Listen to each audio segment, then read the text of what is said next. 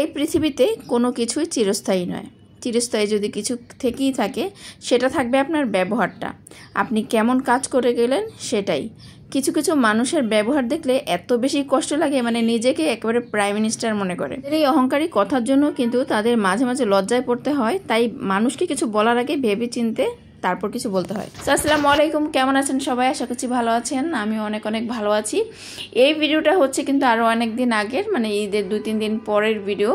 তো আমরা সবাই চলে আসছি জলসিঁড়ি পার্কে। এখানে আছে আমি, আমার যা, আমার দেবর, আমার হাজব্যান্ড আর আমার বাচ্চা কাচ্চা, আমার দেবরের বাচ্চা, মানে বাঁধন। তো বাঁধন ছাড়া তো আসলে আমাদের সব কিছুই মিস। বাঁধনের মিষ্টি হাসি আপনারা সবাই দেখছেন। মাশাআল্লাহ লক্ষ্মী একটা মেয়ে। আর এই জলসিঁড়ি সেন্ট্রাল পার্কে আসার জন্য আমি আর অনেক আগে থেকেই মানে ব্যাকুল হয়ে আছি। আমি ইউটিউবে অনেক অনেক ভিডিও দেখছি, কিন্তু আসা হয় নাই। তো যাই হোক, আমরা বাসার কাছ থেকে রিজার্ভ একটা অটো নিয়ে চলে এসেছি। আমাদের 1 ঘন্টা লাগছিল। আর এখানে আসার পরে এই তো আপনাদের ভাইয়া টিকিট কাটছে। জনপ্রতি টিকিট ছিল 200 টাকা করে। নূর মোহাম্মদের অবশ্য টিকিট লাগেনি, যেহেতু নূর মোহাম্মদের বয়স কম। তো যাই হোক, মানে 5 বছরের উপরের বাচ্চাদের মনে হয় টিকিট লাগে, তার নিচে হচ্ছে টিকিট লাগে না। তো এই তো আমরা ঢুকে গেলাম। আর ঢুকে একটা শান্তি শান্তি কাজ করতেছিল, মানে এত সুন্দর। আর আমরা যখন আসছি, মানে আমরা তো সকাল সকালই চলে আসছি, তখনও কিন্তু একদমই লোকজন ছিল না। মনে হচ্ছিল আমরাই আর 2-1টা ফ্যামিলি হয়তো বা ছিল। খুবই ভালো লাগছিল। তবে প্রচণ্ড রোদ ছিল ওই দিন। মানে আমি মোবাইলের দিকে তাকাতেই পাচ্ছিলাম না, ভিডিও করতে পারছিলাম না। মানে আমার চোখ দিয়ে ডাইরেক্ট পানি আসছে। আর অনেকেই জানো অনেক আগে থেকে যে আমার মাইগ্রেনের সমস্যা আছে। তো আমি কিন্তু অতিরিক্ত রোদে থাকতে পারি না। মাঝে মাঝে নিজের শরীরের উপরে এত বেশি বিরক্ত লাগে যে কেন এমন হয়। একটু রোদে যেতে পারি না, বেশি জার্নি করতে পারি না, বেশি টেনশন করতে পারি না। তো যাই হোক, নিজের শরীরের দিকে চিন্তা করলে হবে না, বাচ্চাদের কথা চিন্তা করতে হবে। মাঝে মাঝে ওদেরকে নিয়ে তো বের হইতে হবে।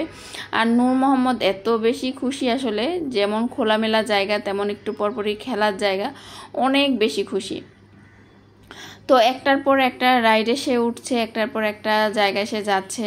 অনেক অনেক ভালো। আর সব কিছুর ব্যবস্থা অনেক বেশি সুন্দর ছিল। যেমন এখানে টয়লেট, তারপর হচ্ছে খাবার দাবার, সব কিছুই মানে হাতে কাছে ছিল। আরেকটা জিনিস বেশি ভালো লাগলো, এটার ভিতরে একটা মানে দোকানও ছিল, যার মধ্যে কিনা কাপড় চোপড় ছিল। যেমন হঠাৎ করে কোনো বাচ্চা আসলো, কাপড় চোপড় যদি ছিঁড়ে যায়, ভিজে যায়, তো এখানে সেরকম কাপড় চোপড়ের ব্যবস্থাও ছিল। তারপর হচ্ছে খেলনা, অনেক কিছুই ছিল। তো যাই হোক, ওই দোকান কিন্তু একটাই ছিল, বেশি ছিল না। তো বাচ্চাদের জন্য আমি বলবো বেস্ট একটা পার্ক। আমার তো মাথা ব্যথা শুরু হয়ে গেছে, মানে দেখো আধা ঘন্টার ভিতরেই। তো আমি একটা ছায়ের নিচে, গাছের নিচে বসলাম। আর ছবি তোলার জন্য কিন্তু অনেক সুন্দর সুন্দর জায়গায় কিন্তু আমি তুলতে পারি নাই রোদের কারণে। আর এই যে আমার জামাই এসে আমাকে সান্ত্বনা দিচ্ছে, আরে আমার বউটার মাথা ব্যথা হয়ে গেছে। আর এইদিকে দেখো আমাদের বাঁধন উঠে মাকড়সার জালে ফেসে গেছে। তো এখন আবার নাচতেছে, মানে তার আস্তে আস্তে ভয়টা কেটে গেছে, এখন সে নামতেছে। তো আমি একবার নূর মোহাম্মদের দিকে যাচ্ছি, আর একবার বাঁধনকে দেখছি। এই অবস্থা আমাদের। ও যে কোনটা থেকে কি করবে, ওর গাল দুইটা মনে হচ্ছিল যে টমেটোর মতো লাল হয়ে গেছে। তো তোমরা কোথায় কোথায় ঘুরতে গেছিলে আপুরা, অবশ্যই কমেন্ট করে জানাবা। এই দেখো নূর মোহাম্মদ কত চেষ্টা করে যাচ্ছে। তো এটাই বললাম যে জীবনের চেষ্টার কোনো বিকল্প নাই, চেষ্টা করেই যেতে হবে। তো যাই হোক, আমরা ফাঁকা একটা রুম পেলাম, মানে বসার একটা জায়গা পেলাম, এখানে বসলাম। তবে বেশিক্ষণ বসি নাই, কারণ আরও অনেক মানুষ আসছিল, কে কতক্ষণ দাঁড়িয়ে থাকবে। আর প্রচণ্ড যেহেতু রোদ, তো আমরা যখন দেখলাম আরও মানুষরা আছে, তারা দাঁড়িয়ে আছে, তো আমরা উঠে গেলাম যে তাদের একটু বসার সুযোগ করে দিই। তো এই তো তারপর আমরা এখানে হচ্ছে লেক পাড়ে চলে আসলাম। এখানে এসে জায়গা পাইছি। আর ওই জায়গা থেকে মনে হচ্ছিল এই জায়গাটা আরও বেশি সুন্দর, এখানে অনেক বেশি বাতাস ছিল। আর এদিকে আমার দেবর দেখো আমাদের জন্য আইসক্রিম নিয়ে আসছে। তো এখানে আইসক্রিম আনার পরে দেখলাম যে মানে খাবারের দাম অনেক বেশি। এই আইসক্রিমগুলো নিয়েছিল মনে হয় 155 টাকা করে। যাই হোক, আর যেটা ছিল মিক্স আইসক্রিম সেটা মনে হয় আরও বেশি ছিল। তো এই তো আমরা আইসক্রিম খেয়ে একটু ঠান্ডা হয়ে নিলাম। তারপর হচ্ছে আমরা এদিকে দেখলাম স্পিড বোট, তারপর হচ্ছে আরও বড় বড় বোট ছিল, ওগুলা দাঁড়িয়ে দেখছিলাম। তো দেখতে কিন্তু দূর থেকে খুব সুন্দর লাগছিল, তাই না? তো পরে চিন্তা করলাম যে নিচে একটু যাই, ওইটার উপরে যেহেতু কেউ নাই, ওখানে দাঁড়িয়ে একটু ভিডিও করবো বা ছবি তুলবো, বা দাঁড়াতে কিন্তু এমনিতেও ভালো লাগছিল। তো যাই হোক, এখানে গেলাম। কিন্তু এই যে নূর মোহাম্মদের জন্য জানো এত বেশি ভয় লাগে, ও হচ্ছে আগে আগে চলে যায়, একটুও ভয় পায় না। তো আমি বারবার হচ্ছে ওকে ডাকছিলাম।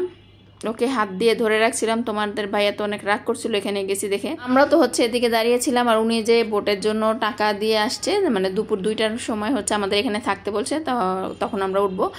আর জন প্রতি না, এখানে হচ্ছে 10 জন উঠতে পারবে 500 টাকা দিয়ে। তো তোমাদের ভাইয়া এখানে সব কিছু করে আসছে, বলছে যে কার 2টার সময় তোমরা এখানে যাবা। তো আমরা একটা গাছের নিচে বসে আছি, তখন মাত্র 12টা বাজে। বসে আমাদের খারাপ লাগলো, নূর মোহাম্মদ আর বাঁধনের একটুও খারাপ লাগছিল না, তারা কিন্তু ছোটাছুটি করছিল। এদিকে লাঞ্চের সময় হচ্ছে মানে 2টায়, তখন হচ্ছে বোটম্যান খাবার দাবার খেতে গেছে, আর আমরা বোটের কাছে চলে আসছি। কিন্তু কিছু লোক বসা ছিল, তারা হচ্ছে আমাদেরকে উঠতে দিচ্ছিল না, বলছিল তারা নাকি আগে মানে সব কিছু করে গেছে, তারা কোনোভাবেই আমাদের উঠতে দিচ্ছিল না। কিন্তু যখন বোট চালক আসছে এবং আমাদেরকেই বললো যে আপনারা ভিতরে বসেন, বাইরে ওনাদেরকে বাইরে চলে যেতে বললো। তো এই কারণে আসলে প্রথমে বলছিলাম যে মানুষের ব্যবহারটাই কিন্তু পৃথিবীতে থাকবে। ওনারা এমন ব্যবহার করেছিল, বিশেষ করে মহিলাটা। তো পরে কিন্তু আমরা তাদেরকে নামতে দিই নাই। মহিলার যারা ছিল মানে মোটমাট 10 জনই উঠতে পারবে। তো ওনারা বাকি 3 জনতে আমরা নিয়ে গেছিলাম, কোনো টাকাও তাদের কাছ থেকে নিয়ে নেই। ওনারা আমাদের হাফ টাকা আবার সাথ ছিল যে আমরা অর্ধেক দিই, আপনারা অর্ধেক দেন। তো আমরা কোনো টাকাও নিয়ে নেই, আমাদের সাথে ওনারা উঠছে। তো এই যে ব্যবহারটা না জেনে বুঝে আমি বাচ্চাগুলো নিয়ে রোদে দাঁড়াইছিলাম। উনি কিন্তু বলতে পারতো যে এখন বসেন, দেখি উনি আসুক, বোট চালক আসুক, তারপর কি বলে। তো উনি সেটা না করেই মানে খুব মানে অহংকার নিয়ে কথা বলছিল। যাই হোক, আল্লাহ সবাইকে হেদায়েত দান করুক। এদিকে আমরা খুব মজা করলাম বোটে উঠে। তারপর হচ্ছে এখন এই যে এটাকে কি বলে জানি না, লুকোচুরি না কি জানি না।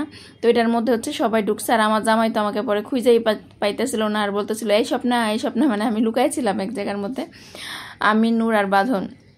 তো এখন হচ্ছে আমরা বের হয়ে যাব। আর দেখো আমার অবস্থা, দেবরকে বলছিলাম ছবি তুলে দিতে, তো ভিডিও করছিল। তো এরপর আমরা চলে আসছি একটা রেস্টুরেন্টে। এখান থেকে হচ্ছে আমরা সবাই বিরিয়ানি, তেহারি, যার যেটা ইচ্ছা সেটা খেয়েছে। তো সবাই ভালো থাকবা, কেমন লাগলো অবশ্যই কমেন্ট করে জানাবো। আল্লাহ হাফেজ।